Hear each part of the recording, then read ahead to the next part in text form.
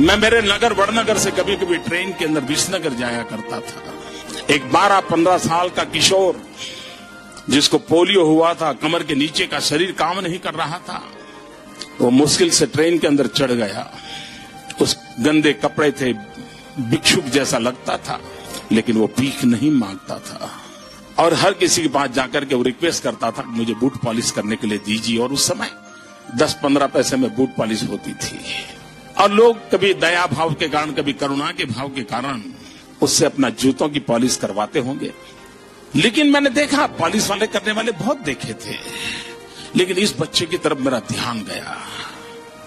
मैं देख रहा था क्या कर रहा है। उसने क्या किया, अपने गंदे टूटे फूले झोले में से उस दिन का टाइम्स ऑफ इंडिया निकाला और उस पर लिखा था, ग्राहक के प्रति उसने लिखा था कि आज का दिन बहुत ही शुभ हो, आपकी यात्रा शुभ हो, आपके सारे काम सिद्ध हो। अंग्रेजी में उसने एक छोटा वाक्य लिखा था और जैसे ही उसने जूते दिए पॉलिश करने के लिए तो इसने उनके हाथ में टाइम्स ऑफ इंडिया पकड़ा दिया।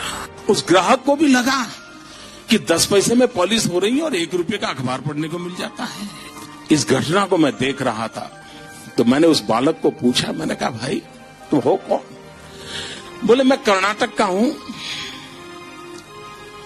कोई परिवार में है नहीं, मेरी शरीर की हालत अच्छी नहीं है, लेकिन मैं सम्मान से जीना चाहता हूं, इसलिए मैं यहां पहुंच गया हूं, करते करते काम कर रहा हूं। और बोले मैं लोगों की सबसे अधिक सेवा करना चाहता हूं। बोले हर दिन सुबह एक टाइम्स ऑफ इंडिया खरीद लेता हूं और दिन भर में 25-30 लोगों की जब पॉलिश करता हूं, 5 मिनट 7 मिनट पॉलिश करता हूं, उतनी देर वो अखबार पढ़ लेते हैं और मुझे आशीर्वाद भी देते हैं, पैसे भी देते हैं।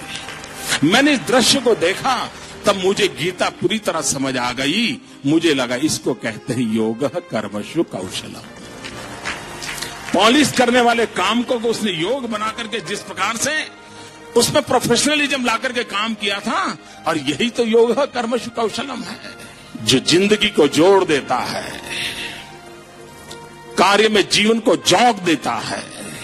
वो यौगिक अवस्था को प्राप्त करके जीवन में एक अद्भुत अनुभूति का एहसास करता है।